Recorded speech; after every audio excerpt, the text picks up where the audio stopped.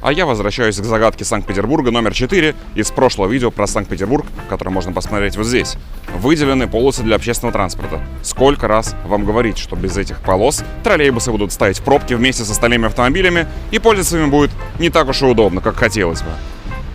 Петербуржцы, требуйте выделенные полосы от своего губернатора.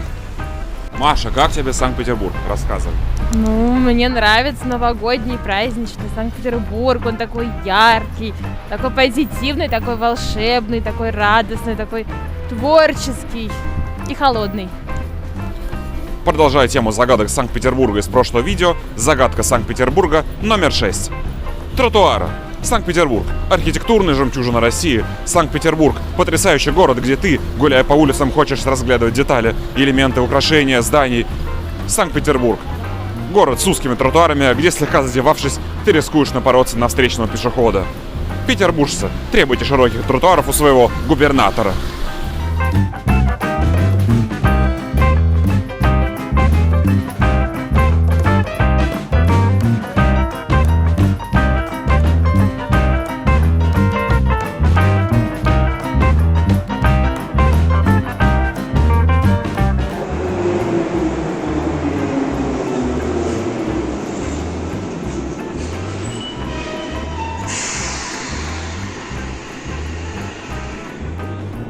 Я нахожусь на станции Кировский завод. Она была открыта в 1955 году в составе Кировско-Выборгской линии. Собственно говоря, самая первая линия петербургского метрополитена. Архитектор этой станции Александр Андреев. Как несложно догадаться, станция названа в честь Кировского завода, одного из крупнейших и старейших металлургических и промышленных предприятий Петербурга, которое берет свое начало еще в 1802 году в Российской империи. И на сегодняшний день это предприятие выпускает практически всю промышленную продукцию, начиная с сельским хозяйством и заканчивая судостроительством. Интересная особенность этой линии в том, что здесь на всех поездах заблокирована последняя дверь последнего вагона. Дело в том, что со временем поезда увеличились, а станции остались без изменений. И таким образом поезда останавливаются так, что последняя дверь у них оказывается в туннеле. Поэтому она и заблокирована, чтобы пассажиры не вывалились в туннель. Ну а я сейчас покажу вам поезда, которые курсируют по этой линии. Современные российские поезда «Балтийца» и юбилейные мы с вами посмотрим чуть позже. А сейчас прокатимся в советских вагонах ЯМА-502, которые построены еще в 70-е годы. Так что самому молодому из них уже больше 40 лет. К сожалению, их эпоха уже уходит, поэтому, как говорится, спешите видеть.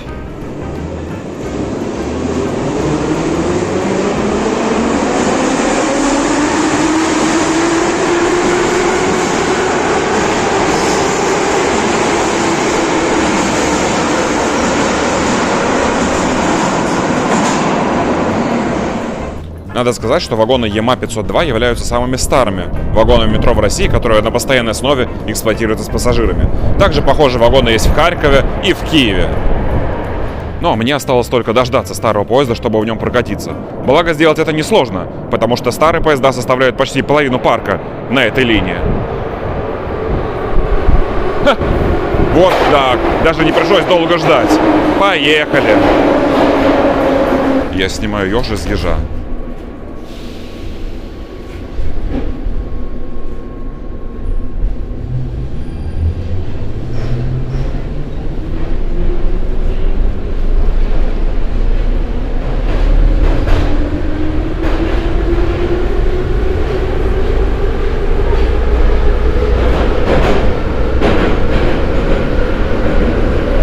Я попал в модернизированный вагон.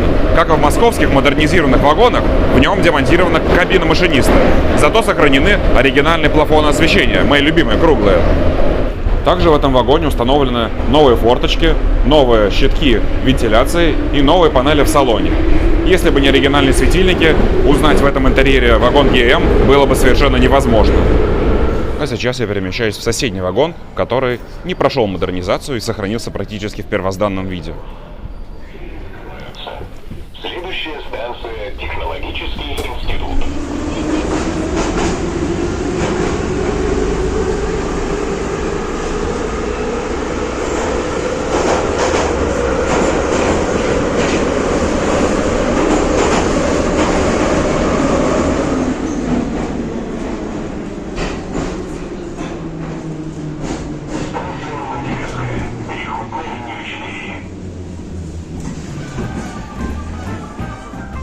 Ну и, конечно же, самое интересное в этих поездах – это кабина в каждом вагоне. Лично мне в детстве было очень интересно посмотреть, какие там есть кнопочки, ручки и рукояточки. Все сохранившиеся в пассажирском движении вагоны ЕМ имеют отделку салона из пластика. Однако до 2020 года здесь было кое-что более интересное. Вагоны с линкрустом. Это такой материал, который представляет собой обои, покрашенные краской. Большинство вагонов были покрашены в желтый цвет. Но в 2008 году мне попался и вагон, в котором линкруст был серый. На сегодняшний день сохранились 2 вагона с линкрустом, правда, они используются в качестве бытовок на территории депо «Авто». А это были вагоны ЕМА-502 на канале Блог ЖД Фотографа. ЕМА-502 – самые старые вагоны метро в России, на которых вы все еще можете прокатиться в качестве обычного пассажира. Спешите видеть! А прежде чем мы с вами продолжим лазать по Петербургу в поисках интересных вагонов метро, трамваев и троллейбусов, для вас у меня призовая карточка, которую я собирался спрятать еще в видео про Киров, но забыл. Итак, Владимирский проспект, дом 17. Я захожу в эту чудесную квадратную арку с потрясающими коваными воротами. И прямо во дворе сейчас найду место, где положить эту карточку. Кто найдет карточку, получит вот эту чудесную кружку с поездом метро «Москва». Я нахожу огромный внешний блок кондиционера и кладу карточку прямо под него на бетонную плиту. Чтобы получить призовую кружку с поездом «Москва», вам нужно снять видео о том, как вы ищете эту карточку. Ну а если вы приедете на место и карточка там не обнаружится, то вы можете снять видео о том, как вы ее не нашли, и передать привет тому, кто предположительно ее забрал и не положил на место.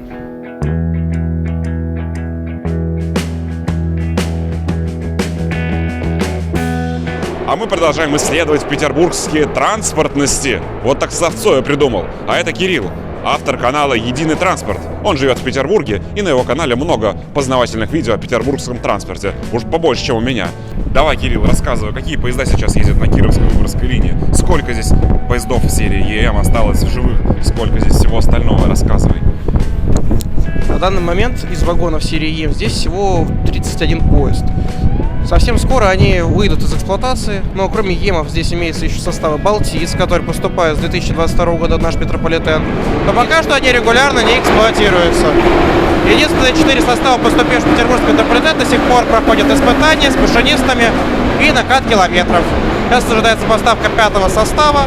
В ближайшие дни он приедет и будет проходить испытания, как и все остальные составы. На моем канале есть обзор на этот состав. Если будет интересно, посмотрите, ссылка будет где-то здесь по подсказке. Судя по видео, поезд «Балтиец» — это какая-то копия Москвы 2019. О господи, это что, Яуза? Да какая Яуза? Это юбилейный. Хотя на Яузу он очень сильно похож. Но все-таки у него есть отличия. Отличается он мордой, салоном, уменьшенным весом, чтобы для петербургского метрополитена подходило. И комплектом тягового электрооборудования. Производились они сначала на Матищинском метровагон Маша, а потом производство перенесли к нам в Петербург на Октябрьский завод. А производились они с 2014 по 2021 год. Всего было произведено 69 составов, и эксплуатируются они здесь на первой линии, а также в огромном количестве на третьей зеленой. Закон подлости номер 329. Мы с Кириллом хотим записать для вас видео про поезд юбилейный. Ну вот уже 6-й поезд подряд — это ЕМ. В лучших традициях, когда нужен старый поезд, едут новые. Когда нужен новый поезд, едут старые.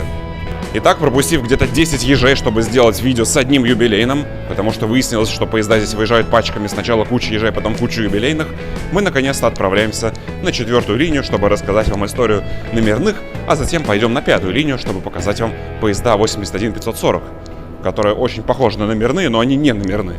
Давай, Кирилл, рассказывай, как тебе юбилейные? Рассказывай все, что считаешь интересным сам.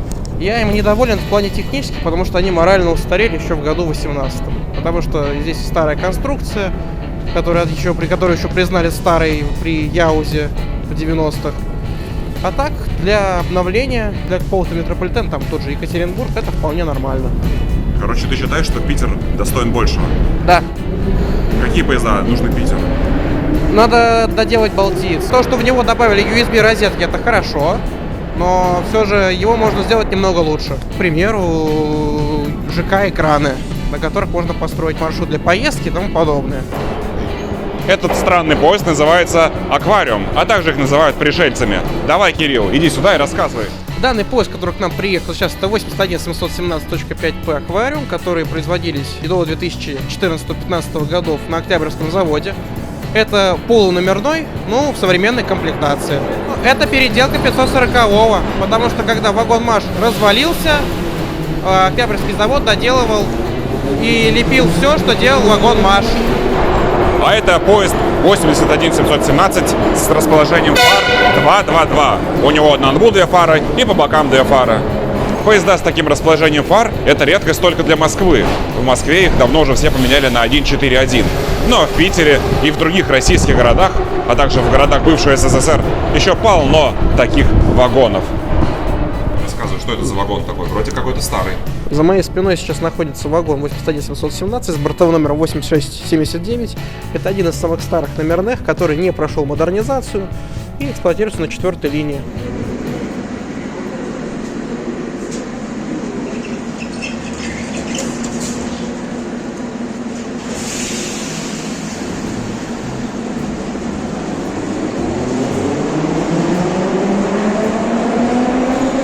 Итак, господа, а мы с Кириллом отправляемся теперь на 5-ю линию. Посмотрим, какие поезда работают на ней. Кирилл, какие поезда работают на 5-й линии в питерском метро? На 5-й линии у нас есть зоопарк, и там работают вагоны проекта .7, это путинские 540-е. Есть аквариумы, есть пришельцы, есть 1.4.1, есть 1.3.1. Мы находимся на 5-й линии, это станция Садово, самая центральная станция линии. Первый участок этой линии, именно линии, был открыт в 2008 году от станции Звенигородская до станции Волковская, без обводного канала. С 1991 по 2005 год открывались участки от станции Садово до станции Комендантский проспект, но они тогда не принадлежали 5-й линии, они принадлежали 4-й линии. В марте 2009 года участок от станции Садово до станции Комендантский проспект был передан 5-й линии, а на 4-й линии открылась станция Спасская, и так эти участки были разделены, и работают они по сей день. Последняя станция на этой линии была открыта в 2019 году, это станция Шушара, а участок от станции Проспект Славы до станции Шушара. Если вы подумали, что это номерной, то нет, это не номерной. Кирилл, рассказывай, что это за чудный поезд такой? Это еще одно творение завода «Вагон-Маш» ЛВЗ. Это 81540.5, поезда, которые специально разрабатывались для этой линии. Похоже, есть на 2-й линии. Ну и также здесь есть аквариумы, как и на 4-й линии. А это 540-й стандартный 1.4.1, который от номерного отличается по факту ничем. Это 81540/541 без индекса. Такие составы поставлялись с 1997 по 2000, кажется, 2-й или 4-й год. Ну а мы прощаемся с моим гостем Кириллом, канал «Единый транспорт». Кирилл, скажи что-нибудь на прощание моим зрителям. Всем удачи, всем хорошего настроения, всем пока.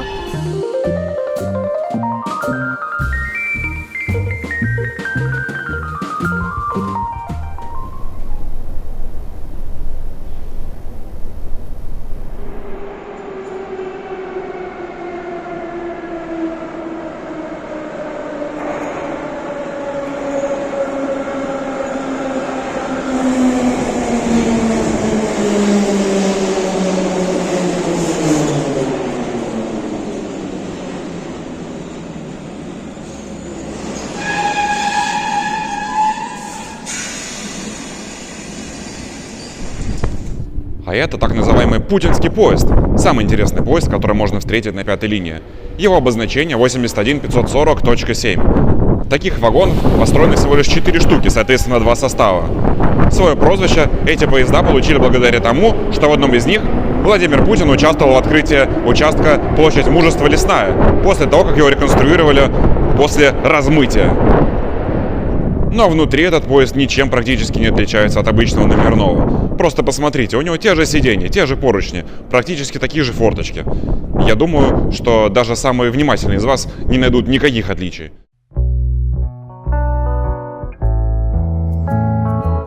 Я нахожусь на очень интересной станции «Спортивная», которая состоит из 2 вестибюлей, расположенных друг над другом. На нижнем вестибюле поезда едут на юг города, а на верхнем вестибюле, соответственно, на север. Эта станция сделана с расчетом на расширение метрополитена, чтобы сюда можно было прицепить какую-нибудь еще линию.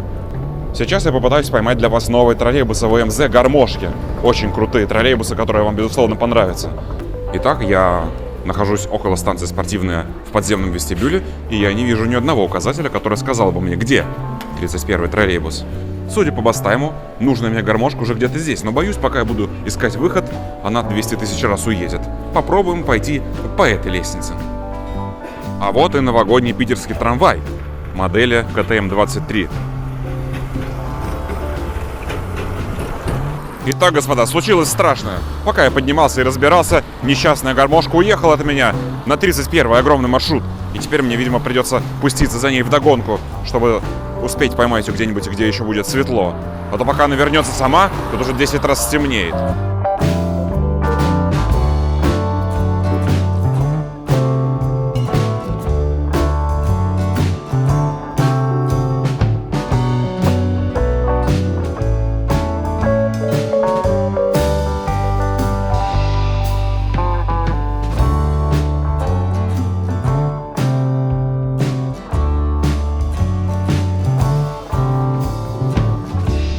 Итак, троллейбус «Авангард» очень быстро, за что ему спасибо, привез меня на Гражданский проспект, где я сейчас попытаюсь поймать новые вологодские гармошки. Я прождал на той остановке почти полчаса, и в итоге вологодские гармошки так и не приехали. И они вообще пропали из приложения Бастайм, где я отслеживаю их местонахождение. Сейчас я поеду на конечную и посмотрю, чем они там занимаются. А вы делаете ваши ставки, что будет дальше. Вариант первый. Я буду ехать в троллейбусе, и они обе благополучно проедут мне навстречу. Вариант второй. Я приеду на конечную, и их вообще там не будет. Ну и, наконец, третий, самый маловероятный вариант. Я приеду на конечную и спокойно отсниму про них видео, пока они будут стоять. О, а вот и ВМЗ, но только это не гармошка. Подойдет, прокачусь тоже.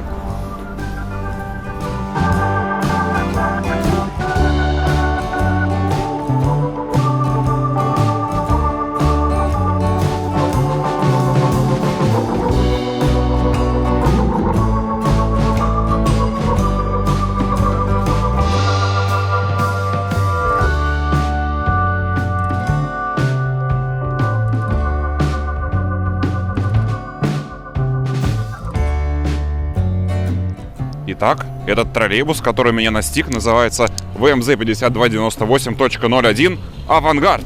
Как видите, у Вологодского механического завода не слишком богатая фантазия присваивать имена своим троллейбусам. Это самый современный троллейбус Вологодского завода. У него, естественно, есть низкий уровень пола, автономный ход, USB-розетки, все как полагается. Все то же самое, что есть и у хваленных московских электробусов. Я хочу еще раз подчеркнуть, что троллейбусы тоже могут все то, что могут электробусы. Разве что они не привязаны к дурацким зарядным станциям, на которых московские электробусы простаивают половину своего рабочего времени, вместо того, чтобы возить пассажиров.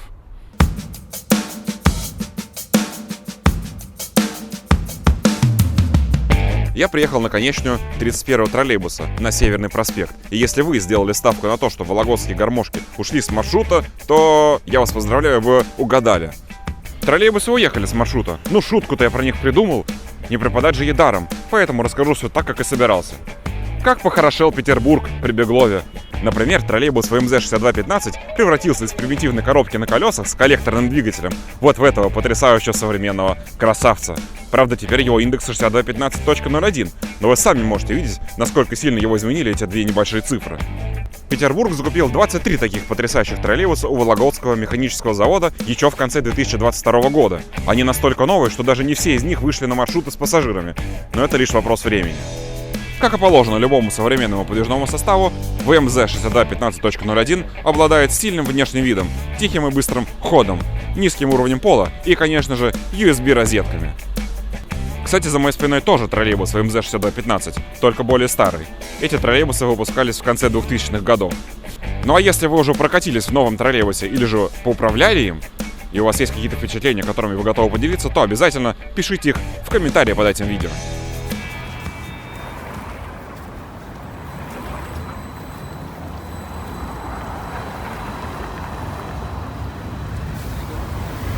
Я около Ладожского вокзала, а это трамвай «Чижик», про который я рассказывал в прошлом видео о поездке в Санкт-Петербург. Посмотрите, если еще не смотрели. Но если вы хотите увидеть длинную версию этого видео, в котором сохранены пошлые шутки, неудачные дубли, а также показан транспорт, который не вошел в основную версию, то подписывайтесь на спонсорскую поддержку моего канала по ссылке в описании. К сожалению, я не показал вам старые троллейбусы, потому что ЗИУ-683 БМ-1 был списан буквально в декабре, незадолго до моего приезда. Эй, ЗИУ, что? Эй, ЗИУ, что? ЗИУ! Ну чего тебе? Музей электротранспорта Петербурга. Фух, пронесло. Эй, ЗИУ, ну чего еще? Я пошутил. Нож! Хорошо, хоть не Сергей Собянин. А ВМЗ-6215 в старом кузове работает только по будням. А напоследок, уже стоя на Ладожском вокзале в ожидании своего поезда, я хочу подарить кое-что тем, кто привык досматривать мои видео до конца, а также немножко следить за тем, что происходит в мире. Вообще не хочу из Питера уезжать. Как здесь классно вообще. Я привык здесь как в своем доме. Настолько все душевно, по-домашнему. А с вами был Игорь Абросимов и блог ЖД-фотографа из солнечного и весьма холодного Санкт-Петербурга. А я с вами прощаюсь. До новых встреч и увидимся в следующих видео.